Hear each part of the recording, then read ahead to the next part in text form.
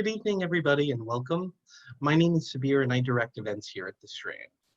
Before we launch into a discussion of Camila Russo's new book, The Infinite Machine, I'd like to share a little bit of history about the Strand. The Strand was founded in 1927 by Benjamin Bass over on 4th Avenue's Book Row. Stretching from Union Square to Astor Place, Book Row gradually dwindled until after over 93 years, the Strand is the sole survivor, still run by third-generation owner Nancy Bass Wyden. We want to thank all of you for your support. Without our loyal community of book lovers and authors like Camila and Chris, we wouldn't be here today. And that leads us to the subject of tonight. Tonight, we are excited to have with us Camila Russo, who is celebrating the launch of her new book, The Infinite Machine. Camila is one of the most prolific and dedicated cryptocurrency journalists, speaking frequently at industry events and appearing on major media outlets. She is the founder of crypto content platform, The Defiant, and was a Bloomberg News reporter for 8 years covering emerging markets, European stocks, and digital assets from Buenos Aires, Madrid, and New York City. She also worked at Chile's largest newspaper, El Mercurio, and was awarded first place for online journalism by Brazil's exchange operator, BM&F Bovespa, at the start of her career. She has a Master of Science degree from Northwestern University's Medill School of Journalism and a bachelor degree from Pontificia Universidad Catolica de Chile. Joining Camila in conversation is Chris Burniske. Chris is a partner at Placeholder, a New York venture firm that invests in decentralized information networks. Prior to Placeholder, he co-authored Crypto Assets, the Innovative Investor's Guide to Bitcoin and Beyond, and spearheaded ARK Investment Management's crypto efforts, including its 2015 Bitcoin investment. His commentary has been featured on national media outlets, including The Wall Street Journal, The New York Times, Financial Times, and Bloomberg. So, without further ado, please join me in welcoming Camila and Chris to the virtual stage.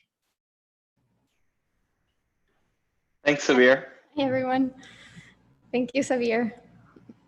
Well, first off, congratulations to you, Camila. It's a big Thanks so feat. much. How are you feeling? I'm feeling really great. I wasn't feeling as great the day before the launch. I was extremely nervous, as you probably, lived. I empathize with that. Yeah. But just seeing my book be actually out there in the world and the reception it's had so far is, I'm feeling really great about that. It's had a great reception. I've seen a lot of commentary on social media, and I experienced this myself, where people just can't put it down. Mm-hmm. It's certainly a page turner, and I'm going to get into that in a second. But I want to ask you first, what led you to write the first book out there on the history of Ethereum? Yeah, so for many people in the Ethereum community, my story starts with Bitcoin. I first wrote about Bitcoin in 2013 when I was covering Argentine markets in Argentina with Bloomberg News. So at the time, and still today, Argentina is facing really strong currency controls, double-digit inflation. So I was covering the different ways in which people found to protect their savings, and of course, Bitcoin was one of them. So I wrote this story, and it was just fascinating to me at the time to discover this completely new digital currency. It took me time to realize, okay, this is something that I try to find a Bitcoin website, but there isn't really, there's no company. It's just something that is decentralized, distributed all over the world, and is independent from government and banks. And that's what made it so useful to Argentines. So fast forward to 2017, I'm still at Bloomberg, but in New York, and writing about macro markets. And I had kind of the freedom to write about whatever was interesting. 2017, obviously, there was a big crypto bubble. And because I was already interested in this space, I started writing about this, and it really kind of pulled me in. It became my second job to cover crypto at Bloomberg, and I really loved it. And yeah, by the end of the year, I was it's incredible what just happened, this explosion. And I had always wanted to write a book. So I thought, this is my chance. This story is incredible. So I started thinking of what's the best story that hasn't been told. And of course, the story of Bitcoin had been told, but Ethereum, the second biggest cryptocurrency, I felt was less known, and nobody had written the story behind it, like how it got created. And it's interesting because its founder, Vitalik Buterin, is actually known, unlike for Bitcoin. So it really did seem like a great opportunity to tell the story of Ethereum. Being that beyond, being the second biggest crypto, it really was kind of what I think fueled the 2017 bubble with ICOs, with this new fundraising mechanism. Definitely. I mean, 2017, Ethereum was a capital formation machine, and there's a lot of good and bad that went with that. When I reflect on the books in this genre, Nathaniel Popper published Digital Gold, which of course, brought Bitcoin more to mainstream light. And here I think you're doing a very similar thing with the Infinite Machine. Ethereum's not yet on the mainstream's radar, right? It had a brief rise in time in the sun, but I think a book like yours really helps explain the mystery, but also draw people into the colorful stories behind these technological networks. So I'm curious, how did your conception of Ethereum change from the start of writing the book to the end of writing the book? Yeah, it's interesting because Ethereum has changed so much. So, I mean, to start at the beginning, I didn't really know that much about Ethereum. I mean, beyond, covering it at Bloomberg, but just on a very kind of superficial level, covering what ICOs were doing essentially, and just knowing that, okay, like this is like Bitcoin, but maybe a little bit more flexible. And it's allowing like all these like new digital tokens to be issued. I think kind of that was my extent of knowledge about Ethereum when I started writing the book. But I didn't realize the huge potential Ethereum has beyond this just one use case, which is the issuance of new digital tokens. I started learning about the power of smart contracts, like more about how blockchains work, like why it's so important to have this decentralized network of value transfer, and why it's so powerful that you can actually program this value now with Ethereum for the first time. That really blew my mind. Like now I see that beyond, okay, Ethereum allows people to issue digital coins, it really, what it allows is a new layer for finance, like a new internet of money. So I think kind of that was the biggest change for me, just realizing how huge the potential was. Right. And this actually coincides with something that's going on in Ethereum now, which is this whole realm of decentralized finance. And whereas 2017 was one vertical of finance, really capital formation, what we have going on right now in Ethereum, as you know, and I'm sure many of our listeners know, is this explosion of decentralized finance, or DeFi, where there's a whole bunch of financial services sectors that are coming online, from lending and credit creation and asset management and exchange and insurance, you name it. What excites you most when you look at DeFi today? I mean, first of all, to me, it was so amazing to be writing this book and then discover last year, I think, that this entirely new financial system was being built on this network that I was writing about. Right. Because, oh my God. Yeah. Like, because that wasn't really there when I started, or like maybe the very early beginnings of it with MakerDAO, like, but it just wasn't there in early 2018. Right. But in a year or so, like the amount of change that's happened in the network to allow for this like new financial system to develop, is just been, has been so impressive, and kind of confirms what I was saying before, kind of the potential for this new platform. So yeah, I think what's most exciting about DeFi is this idea that there's a really a brand new way of transacting value being built right now. And it's not theories. Like, I think when people hear about crypto and like all these things happening, they assume that it's, their projects being worked on, and maybe as like before we saw in the ICO boom, like a white paper on a website.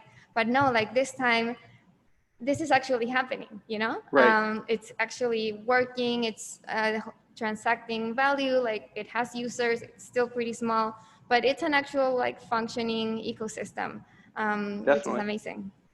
Definitely. And for those of you who aren't subscribed, Camila writes a great newsletter called Defiant, which includes DeFi, but spelled as you would expect the word defiant to be spelled, that stays up to the latest and greatest within DeFi and also beyond. I also recommend people check out DeFiPulse.com to keep track of stats. DeFi has really, as Camila explained, exploded in 2020 with a number of pieces that have come together, and is now past $2.5 billion within that system. And so it's no longer a small scale system. Coming back to the book, I remember when Jack and I were writing Crypto Assets, a quote that really resonated with me was, writing a book is a race against your own self-doubt. And I had a fair amount of apprehension and concern when we were publishing in the midst of the 2017 boom and everything was moving so fast. I'm curious, what were the hardest parts of the process for you in getting this book out, and when did you face the most self-doubt? Yeah, that quote totally, resonates with me as well. Writing a book is such as huge undertaking. It's tough. Like, it just like, it really consumed me these past 2 years. It's just takes all your time, all your energy. Like, you're thinking about it constantly. And let's see, I think maybe the most doubt came at the beginning and at the end. So like at the beginning, because like when you first like go into something without really knowing much about it, you go into it with like a lot of confidence. And I think that's what happened to me. Like, I was just, I'm gonna write the story of Ethereum. I'll interview the founders, and it'll just like flow from there. But then I started to realize, like how big the community was, how strange some of its members are, how difficult to locate. And so at the beginning, it started kind of dawning on me, okay, like it's gonna be harder than I thought, like, am I really going to be able to talk with all these hackers, hiding out all over the world, like get Vitalik, who unlike, a big founder, he doesn't have like a press team. There's like no way to really contact him. Like what would happen if I can't reach him? Like all these obviously doubts. And then, like I said, as lunchtime approached, again, like all these apprehensions started coming back. Like, what if everyone hates it? Like, or worse, like, what if nobody reads it? Right. What if I got like something like horribly wrong? I mean, maybe it'll happen, but so far, the feedback has been great. But yeah, I think those were kind of like the most tense moments. Well, thank you for sharing that. And I think it's important for people to hear, because writing a book is a journey. And, you're revealing very importantly that, you can, if you're a established writer, you can certainly go out and get a contract to write about something and learn about that thing in that process. I feel like a lot of people, even myself, I wasn't that established of a writer, but you have a compelling case for a book and you pitch it to people, and that is how you get a book deal. I think a lot of people have this conception, I have to be this expert through and through and through and know everything in order to write the book. And a lot of times the book is the exercise of learning everything you need to know to put something coherent together. Yeah. You did a lot of interviews, as you mentioned, that lead to this really rich narrative that people have been commenting on as being so captivating. Of those interviews, which stuck out to you? Oh my God, there's so many. Like Maybe which surprised you most? Yeah. Which did you leave being like, oh my God, I didn't expect that? I think the pieces of the story that surprised me the most to just starting out my research was the basis for the chapter I called the Red Wedding, which was maybe one of the most dramatic moments in the story, where two of the co-founders of Ethereum end up, being kicked out of the project or leaving, depending on who you ask. But going into this, I didn't know this part of Ethereum's history, and I don't think it has been told very much. So that was really surprising, kind of all this infighting, like the politics inside of Ethereum, because to like an outside observer, even if you look at the cover of the book, like it's all like rainbows and unicorns with this community. It's like very much part of the aesthetic, but then you like peek behind the curtains and you realize, oh my God, there's actually tons of drama and infighting. So I think that's kind of one of the things that surprised me. Right. How did you deal with when you were getting two sides of the same story, and it was clear that the truth had to be somewhere in between because the two sides were so different? How did you deal with reconciling towards your representation of the truth? Yeah, it was tough. I think there were some cases where there were many people that participated in a particular event. And in those cases, I took the version that most people were telling. So, if maybe one or two people involved had a different version, but most others had like a similar version, I would go with that and just write it that way in the book. But there were other cases where there were just two people involved and they told different versions. And one of those cases is when Gavin Wood left the foundation. He was one of the kind of technical co-founders. And so him and Ming Chen, who was leading the Ethereum Foundation at the time, they had different versions of how that happened, kind of that exchange between them. So because it was like a kind of high profile moment in the book, and they were the only two people involved in those conversations, I included both of their versions there to kind of make sure that I was being fair with them, since I couldn't really verify what version was the right one. That makes sense. Well, hopefully in the future, it will be a truth blockchain that provides the single instance of the truth, and you won't have to do such sifting. Though I fear that subjectivity will always remain in our world.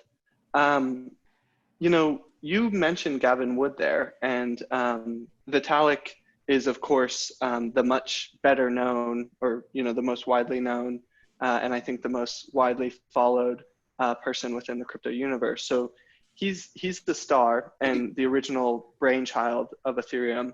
But then, as you write in the book, Gavin was really instrumental to actually coding V1 of Ethereum and technologically getting it off the ground. Everyone contributed, but Gavin was a core piece.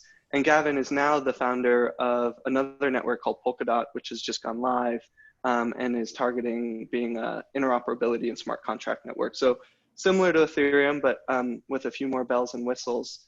How do you anticipate Ethereum and Polkadot are going to interplay in the years ahead?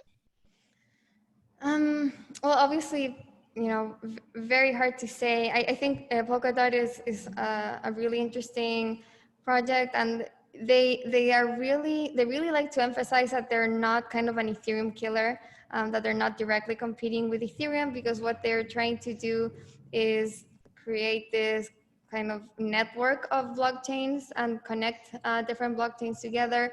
And so Ethereum will be part of that universe. So in their vision, they do see this multi-chain world. So maybe that will be the case. Yeah, I think, you know, I also think a multi-chain world is likely. Because right now, you know, Ethereum's main use case has been for finance, and maybe the way that the different solutions and projects building on top of it will kind of cement that case going forward. So maybe that will open up the like blockchain space for other chains to focus on different use cases. And in this like multi-chain world, Polkadot can be kind of the connector of these different chains. Maybe is right. Well, it kind of strikes me a little bit like what Ethereum is doing to Bitcoin right now. So to just catch the viewers up right now, within this decentralized finance space, one of the things that's happening is there are these channels being set up where people can deposit Bitcoin, for example, and then that Bitcoin can be tokenized and operate on Ethereum. And so you actually get the store value component of Bitcoin, but you can use it within this wide suite of financial services within Ethereum. And what comes to mind is, you know, Polkadot might be composing parts of what Ethereum provides and Bitcoin provides and Cosmos provides and you name it provides. We'll see. That future will unfold before us. How do you see Bitcoin and Ethereum interplaying? You know, for those who follow this industry closely, it can be, depending on who you ask, a bitter rivalry, right? Bitcoin is the mother of innovation in crypto land, but there's, and has generally looked down upon all other networks, but Ethereum is clearly a rising star. Yeah, I really wish there wasn't that rivalry between both communities. But there obviously is. Like I feel it myself whenever I post something about Bitcoin that's like slightly critical. Like I get a bunch of people like trolls on my feed. Yeah.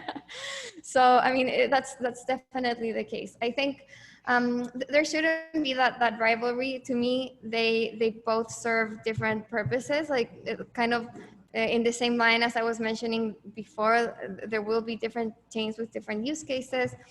For me, Bitcoin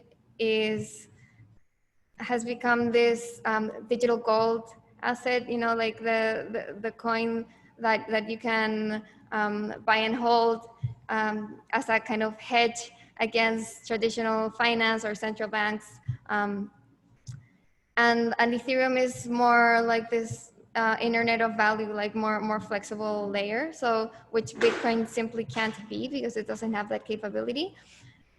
So yeah, I think that there shouldn't be that rivalry, and they both serve different purposes. I think it's really interesting what's happening with Ethereum right now. What you mentioned, this like the way that Ethereum is kind of sucking in Bitcoin into the platform. It's been amazing to see how it's really like that chart of Bitcoin in Ethereum has really gone parabolic, and it really, you know, is another testament to demand from people to use the different financial services being built on Ethereum. Even kind of Bitcoin holders who might be like critical to Ethereum before, you know. Well, I mean, it is really amazing how much you're able to do within the Ethereum ecosystem these days. And, you know, if you have a fair amount of Bitcoin and that's your primary store of value, then it makes total sense. I resonate with a lot of what you said. And, you know, look, we have golds and we have monies in the real world. There's no reason we can't have a digital gold and a digital money, which might be where Bitcoin and Ethereum are going. So zooming out a little bit from, you know, Bitcoin, Ethereum, Polkadot, more broadly, what values do you see crypto as aspiring to, and where do you think it falls short of its values? I think it's aspiring to become this network for global seamless transfer of money and value that's open to anyone, that anyone can use, and that prevents any censorship from third parties, and that's really peer-to-peer, and that really kind of enables this better financial system, and hopefully later on even a better internet beyond just finance. So I think it's openness, censorship resistance, decentralization, and they might seem like buzzwords, but in the end it comes down to taking power away from big centralized entities and putting it in the hands of individuals. And that means having people control their own value and their own data after giving it away to banks and big tech companies for so long. I think that's an amazing goal, and I think it's actually slowly but surely becoming true. Like I do believe this is the future that we'll have. I think where it's definitely coming short of is, it's on one hand trying to give users more and individuals more power, but because of the way blockchains are built, it's also very hard to keep privacy. So I think that's kind of where these networks fall short, because okay, maybe you can be independent, but all of your information is out in the open. So in some ways you might be even like worse off than in the traditional system, and people can't really like just come and steal your information because it's just out there in a public network. Right. So, I mean, there are solutions being built to solve this, but right now I think that's where blockchains are falling the most short. Yeah, that is a big one. And it's funny because, some people see blockchains as being this clandestine thing and, it's all anonymous and I can't see the information. And no, actually all the information is there, and so much so that it's actually a problem. Exactly. I'm confident, as it sounds like you are, that we will find a technological solution to that. And I think it was Zuko, the founder of Zcash, that put in my head that privacy is the choice of anonymity, and that privacy is really important because, not to get too philosophical, but we learn from quantum physics that if you observe an event, you actually change the event. And so if I can't operate in anonymity, then my behavior is always going to be changed. And so having that choice of anonymity in a way allows me to be a sovereign individual. Oh, interesting. Yeah. I agree. What major values do you think are missing from crypto's current focus? Do you think there's anything that screams out to you that we need to, aside from privacy, that we need to focus on more as an industry to onboard, the next, say, 10x or 100 million users? Let's see. So maybe this idea, I'm not sure if this is something that I believe is missing, but I think it's something that might turn other people off. And it kind of goes along with privacy, but it's this idea of total transparency and the idea of like code is law, and that the blockchain will act in the way that it's programmed. And why that may turn some people off is that, if something goes wrong, then it's harder to take it back and to undo a mistake.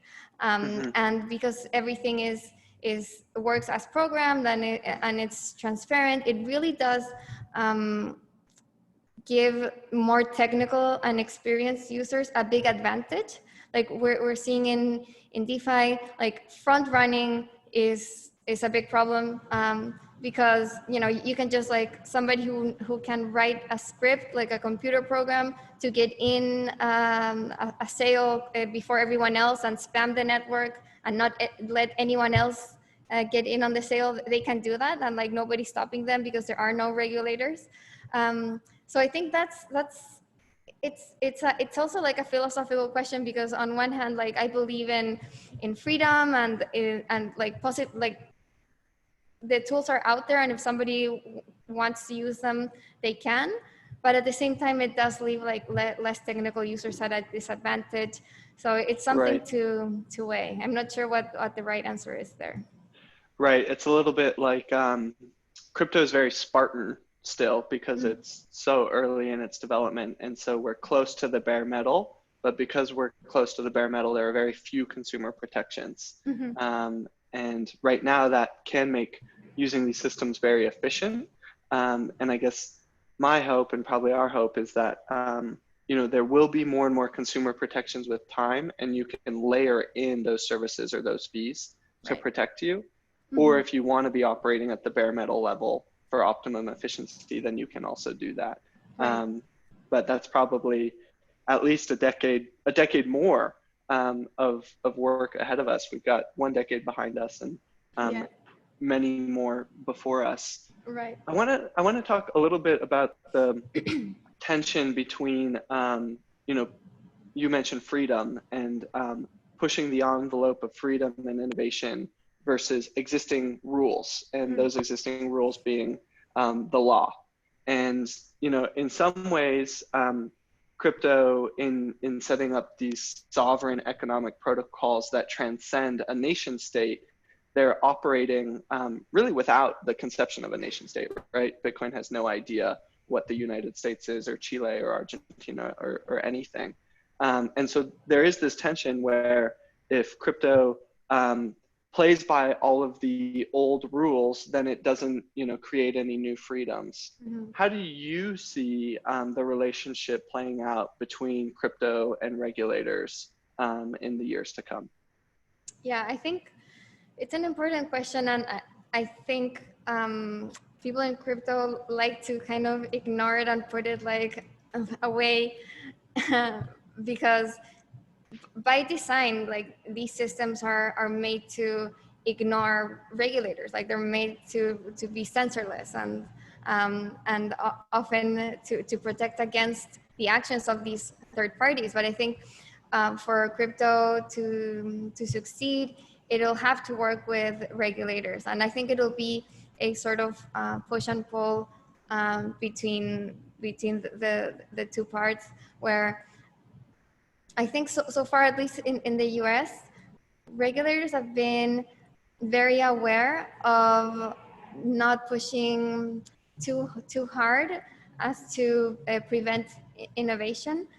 I think, you know, they don't want to enforce so many laws that the industry ends up going elsewhere, and I think that's a risk that they recognize.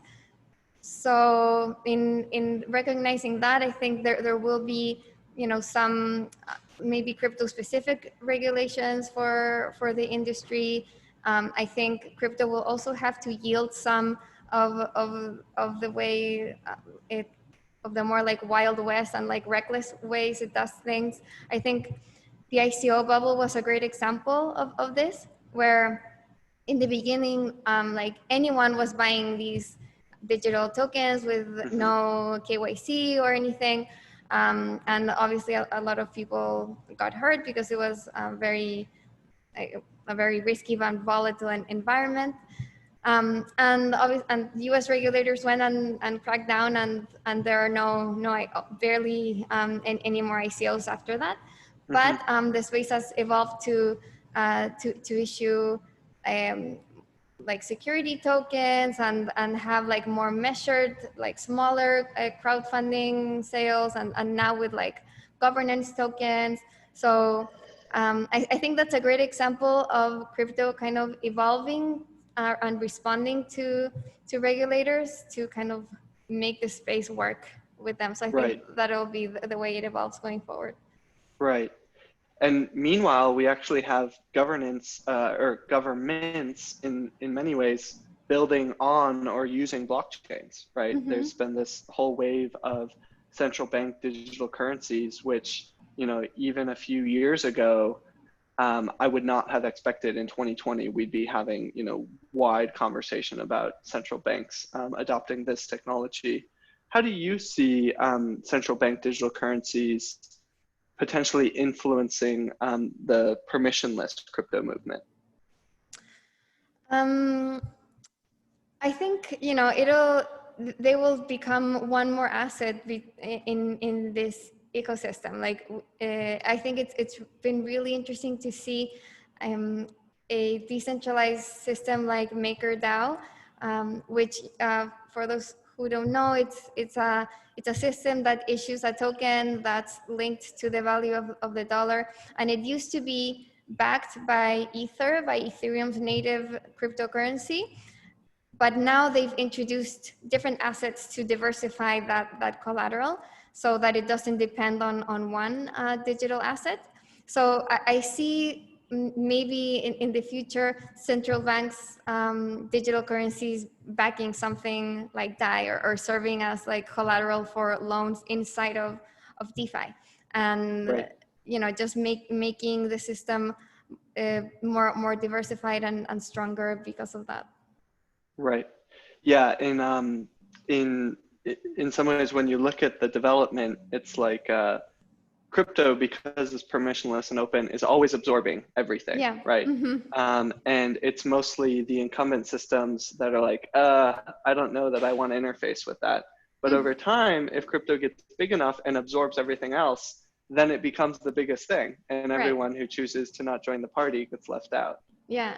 And I just I've been loving that about kind of discovering DeFi, the way like this concept of money Legos, that all these pieces work together, and because of it's permissionless, developers can just build on top of it, and you get like really innovative things that you just probably wouldn't be able to if there was like one corporation, kind of leading product. Like, oh, right. I'm head of product, I'm gonna think of like the next new thing for DeFi, and we wouldn't have everything that we have today.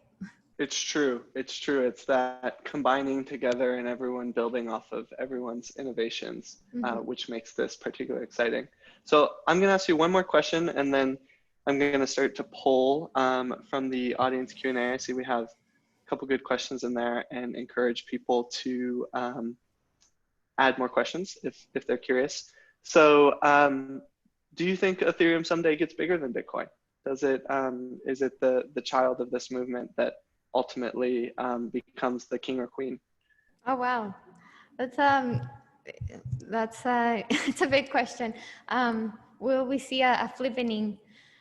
I don't know. Honestly, I don't. What I can say is that I think Ethereum will get a lot bigger because it'll continue sucking in assets as it has, and I think it becomes this open financial layer for the world, and that's huge. But at the same time, if Bitcoin becomes digital gold and this like hard currency, that's a huge use case as well. So I don't know. I think both get a lot bigger. It's a safe answer. I agree. It's a tough one to answer, and in some ways, Bitcoin is a fact societally. Like, people know about Bitcoin, and Ether's not quite there yet, and so Bitcoin's got a more robust off-chain presence in off-chain economies. Yeah. And Ethereum is kind of trying to grow its internal systems. So, but I like your answer. So let's see. Coming to the Q&As, we have from Sebastian, who I think is coming to us from Buenos Aires, if I'm recognizing the name. It says, do you think that the distribution of governance tokens by platforms such as Compound will enable ownership and expand true governance for a wider user base? Then puts forward the assertion that these are being leveraged only by big investors as speculative investments, which I wouldn't necessarily agree with. But would you like to set the stage for governance tokens and basically whether you think they'll enable broader ownership and better governance? Yeah, so what's going on in Ethereum right now is that these like financial platforms, like Compound is one. It's a platform that allows lending and borrowing digital assets. It is selling or distributing, I should say, its own tokens. So Compound is distributing comp tokens, and this is, they're being distributed among investors in the like company Compound, and also in users of the platform Compound. So, and what these tokens do is they are kind of like a ticket to vote in Compound governance.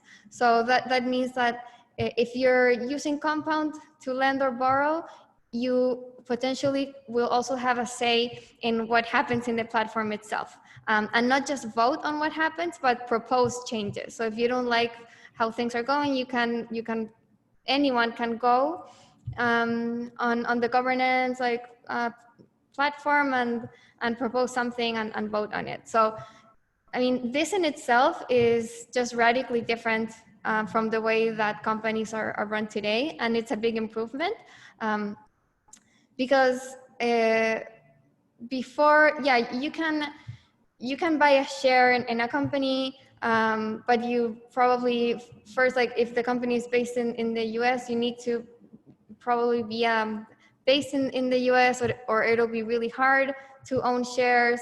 You can't really propose. It's not as easy to participate as with this, which is really like if you're already using that, you automatically get the token, and anyone can participate.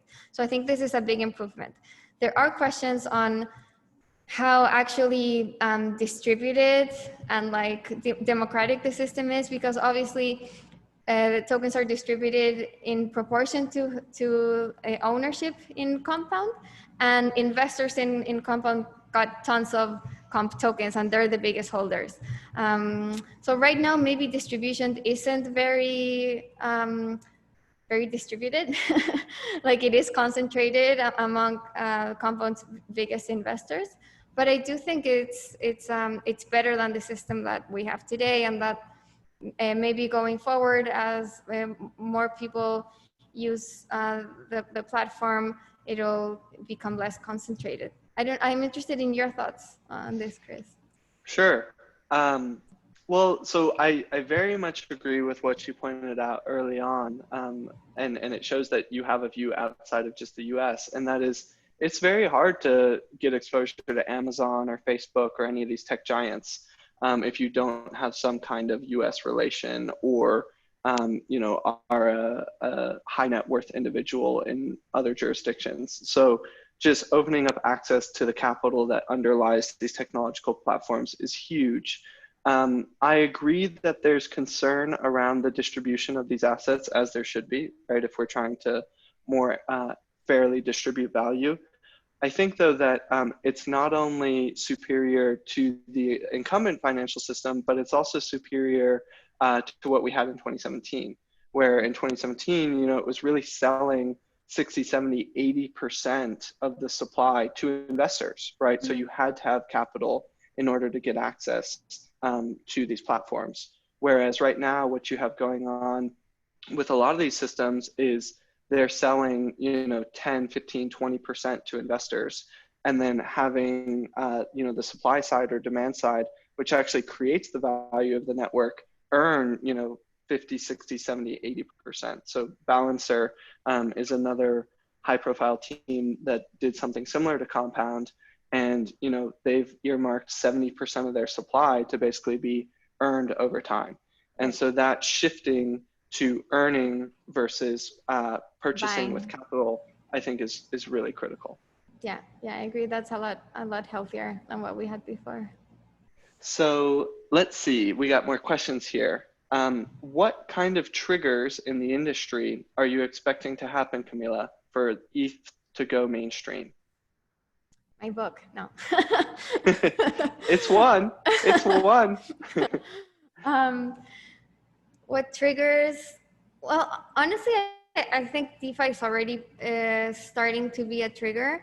I think it comes with, it always comes with these headlines of outsized return, like yield farmers are earning 100% return, and that kind of drives people in.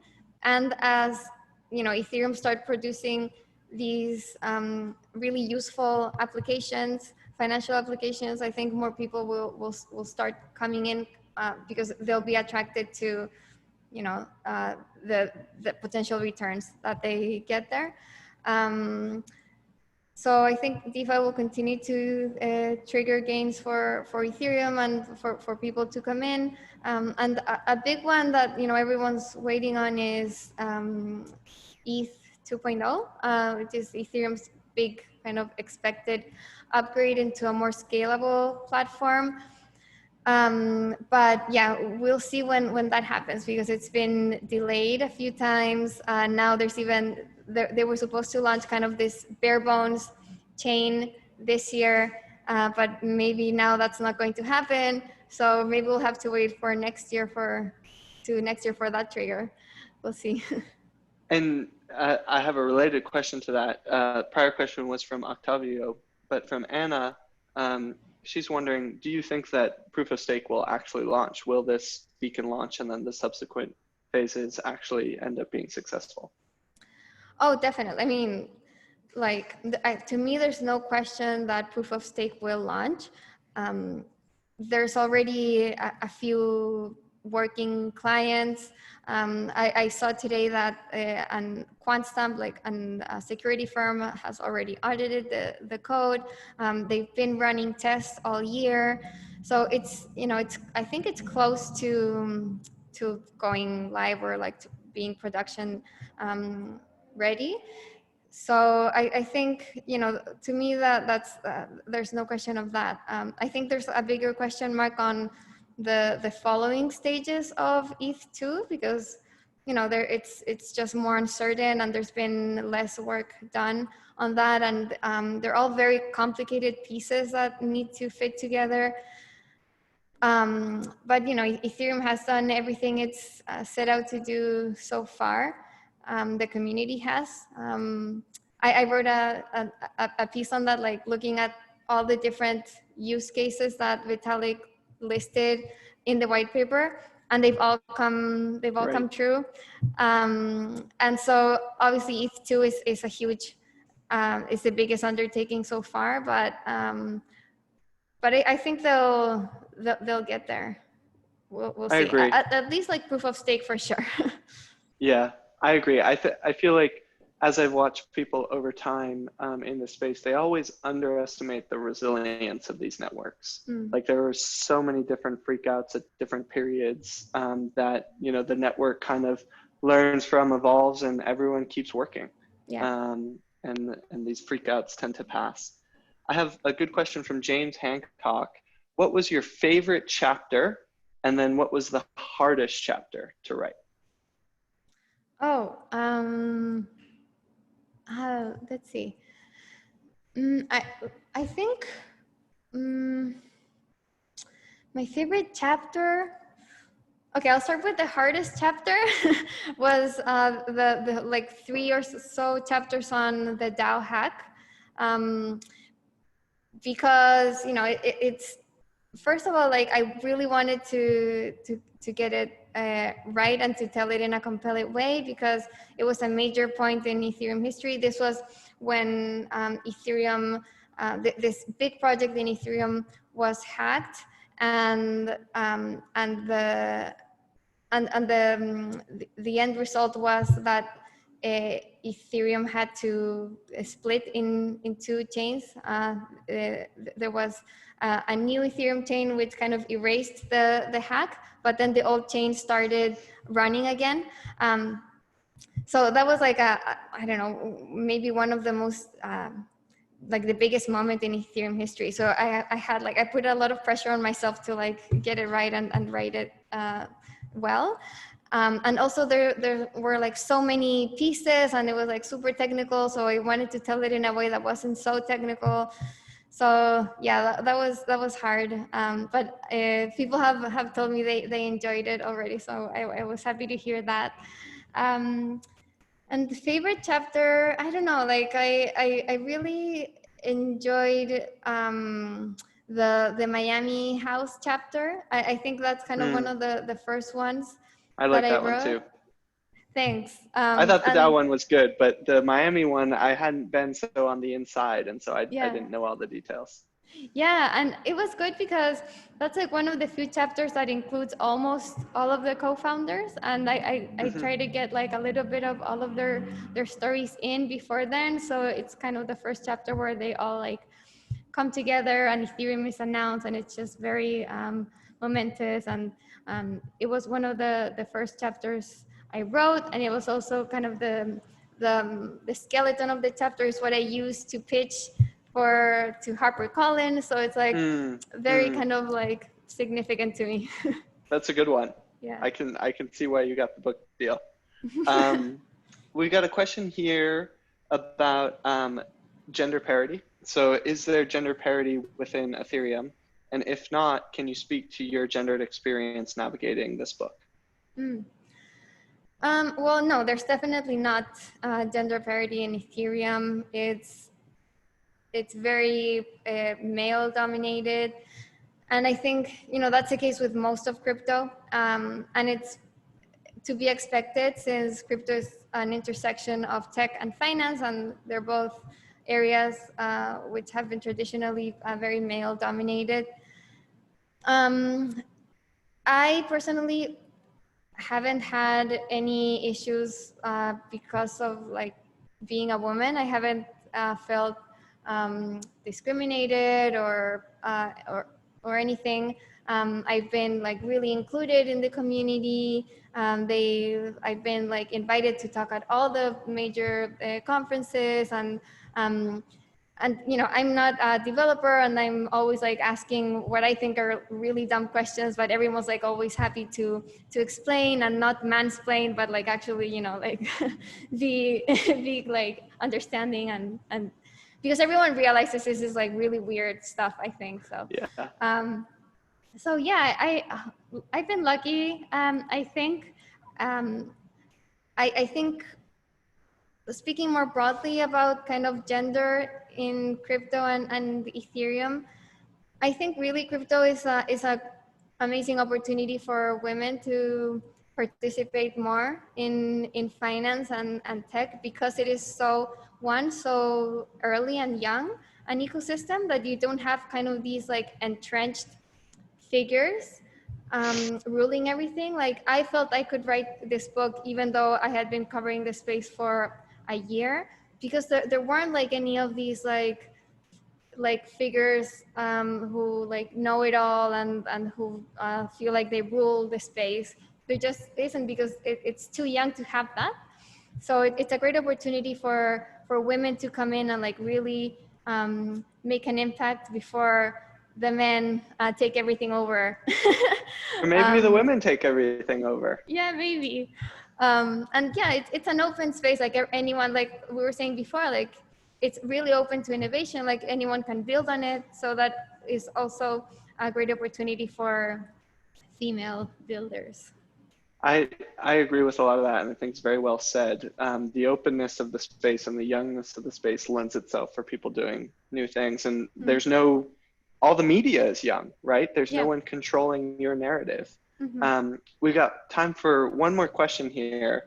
And I'm actually gonna ask you one more question from my end. I'm curious, with the media perspective, what do you see your peers in mainstream media, having come from Bloomberg or CNBC? What do you see? Do you see crypto coming back on your peers' radar, or is it still, kind of this weird niche thing that happened in 2017 and they're not going to touch again? It's funny because I think there was like this spike in Bitcoin earlier this year, and I saw like an Instagram story from Bloomberg being like, how to invest in Bitcoin or something. I was like, oh no, like is this a sign of a new bubble? Like Bloomberg is talking about Bitcoin again. So I mean, I've seen it covered more, but I also think I think after the 2017 bubble, there were structures created in these more mainstream outlets that they were created to cover crypto, like Fortune's Ledger, and well, New York Times has great crypto reporters, and at Bloomberg, I know that they had, when I left, they had recently hired like a dedicated crypto reporter. So I think like 2017 kind of taught mainstream media that they should have more resources allocated to this space. So I think they've been covering crypto more than before. I also like I saw this story on Forbes on yield farming too. So I think I've seen kind of examples of mainstream media coming back to crypto recently. Awesome. That's the answer I wanted to hear. Well, thank you to everyone for the questions. And to close, I'm going to pass it over to Camila.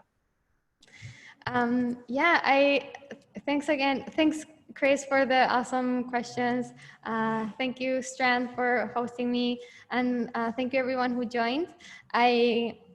This is an amazing moment for me. I just wanted to share with you that you know, Strand has been kind of, it's really my dream come true to be presenting my book here. It was supposed to be kind of an in-person event, which would have been more glamorous, and but at least, you know, now I get to have my family tuning in from Chile, my dog Conga listening in, and yeah, people from all over the world tuning in. So at least there's a plus side.